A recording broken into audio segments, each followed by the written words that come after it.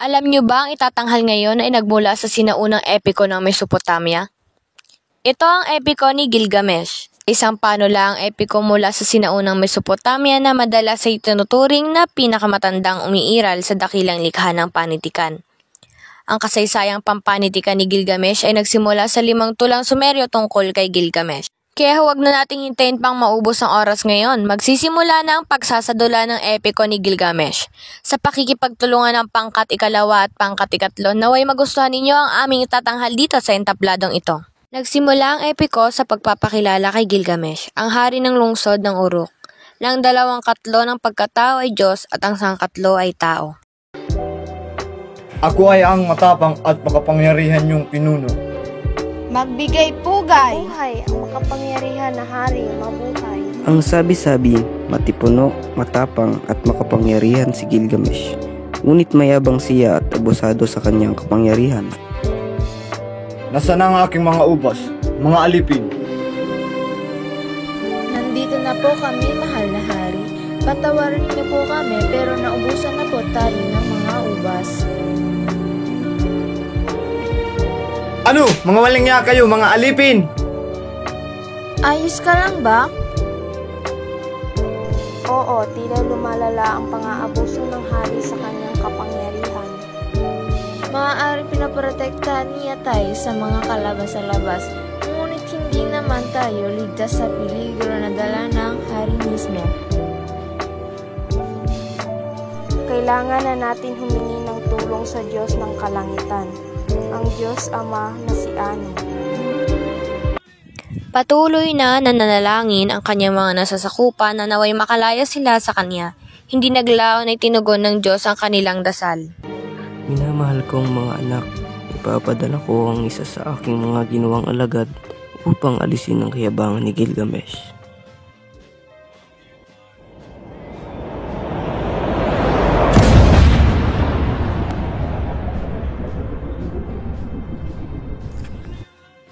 Siya si Enkidu, na lumaking kasama ang mga hayop sa kagubatan.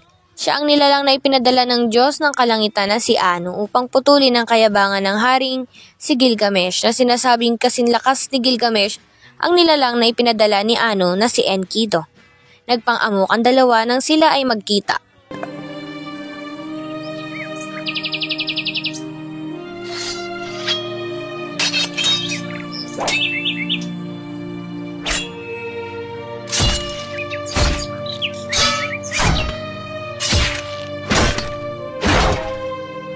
Si Haring Gilgamesh ang nagwagi sa laban, ngunit sa bandang huli ay naging matalik na magkaibigan sila. Hindi naglaon ay naging kasakasama ni Gilgamesh si Enkidu sa kanyang mga pakikipaglaban. Nais kong patayin ang demonyong nagbabantay sa kagubatan ng Sidar. Ang Humbaba, nais kong patayin ang kanyang kagubatan. Sila ay maaring magdala sa atin ng kapahamakan, Gilgamesh. Ngunit ito ay tiyak na isang magandang paglalakbay, kaibigan.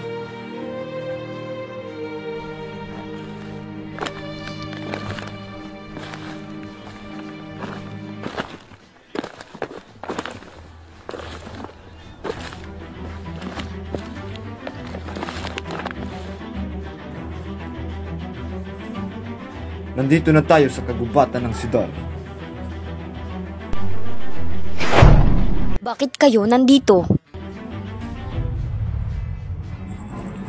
Nais ka namin paslangin, Humbaba!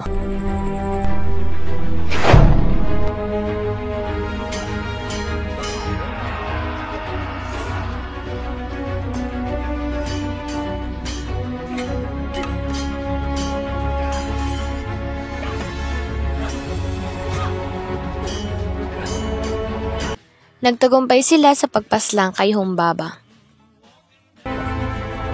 Ngayon naman, nais kong sirain ang Diyosang si Star. Ang Diyosan ng Star? Ang Diyosan ng pagnanasa na nagpapayag ng pagnanasa sa iyo? Oo, kaibigan. Nais nila akong siraan, pwes ipapadala ko ang isa sa mga alagad ng kalangitan upang wasakin ang kalupaang pinatay niyo bilang kaparusahan, ang toro ng kalangitan.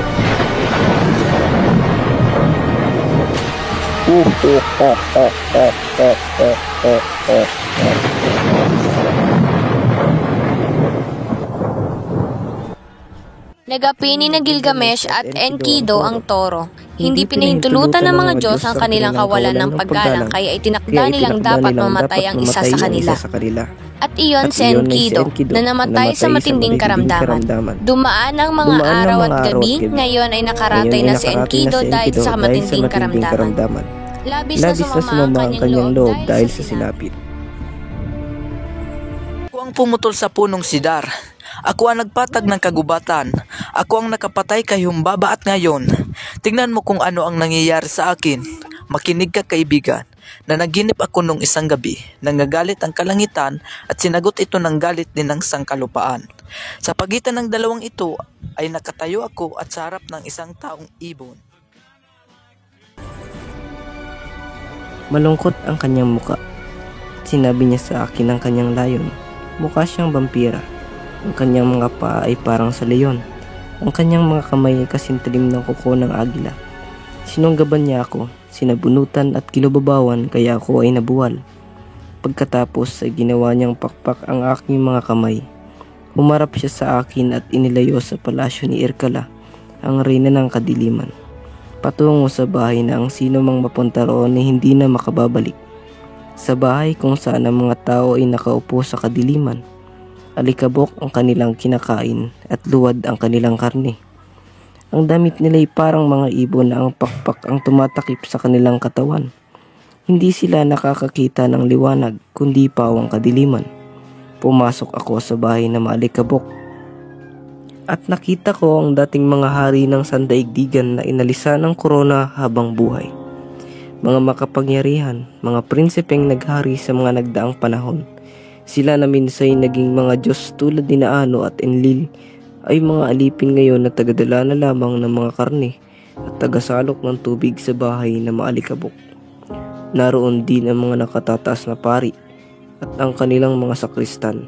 May mga tagapagsilbi sa templo at nandun si Etana, ang hari ng Kish na minsay inilipad ng agila sa kalangitan. Nakita ko rin si Samugan, ang hari ng mga tupa.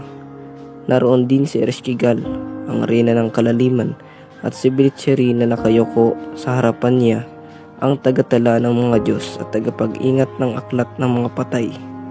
Kinuha niya ang talaan, tumingin sa akin at nagtanong, Sino ang nagdala sa iyo rito? Ting akong maputlang-putla, naguguluhan, tila nag-iisang tinatak ang kagubatan at takot na takot. Pinunit ni Gilgamesh ang kanyang damit at pinunasan niya ang kanyang luha. Umiyak siya ng umiyak. Sinabi niya kay Enkidu, Sino sa mga makapangyarihan sa Uruk ang may ganitong karunungan? Maraming di kapani-paniwalang pangyayari ang nahayag. Bakit ganyan ang nilalaman ng iyong puso? Hindi ka panipaniwala at nakakatakot na panaginip.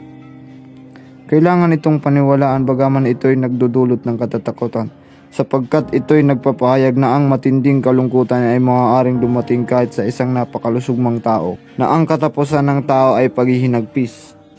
at nagluksa si Gilgamesh. Mananalangin ako sa mga dakilang Diyos dahil ginamit niya ang aking kaibigan upang mahayag ang kasasapitan ng sinuman sa pamamagitan ng panaginip. Natapos ang panaginip ni Enkidu at nakaratay pa rin siya sa karamdaman. Araw-araw ay palala ng palala ang kanyang karamdaman. Sinabi niya kay Gilgamesh, Minsan binigyan mo ako ng buhay. Ngayon ay wala na ako kahit na ano. Sa ikatlong araw ng kanyang pagkakaratay ay tinawag ni Enkidu si Gilgamesh upang siya'y itayo. Mahinang-mahina na siya at ang kanyang mga mata ay halos di na makakita sa kaiiyak.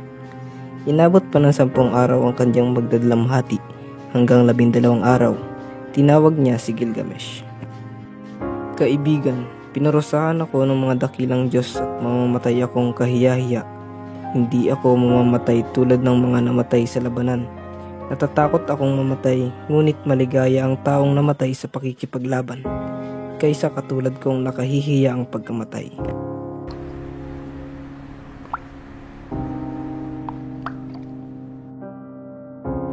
Pinagluksa ni Gilgamesh ang pagkamatay ng kanyang kaibigan sa loob ng 7 araw at gabi. Sa huli, pinagpatayo niya ito ng estatwa sa tulong ng kanyang mga tao bilang alaala.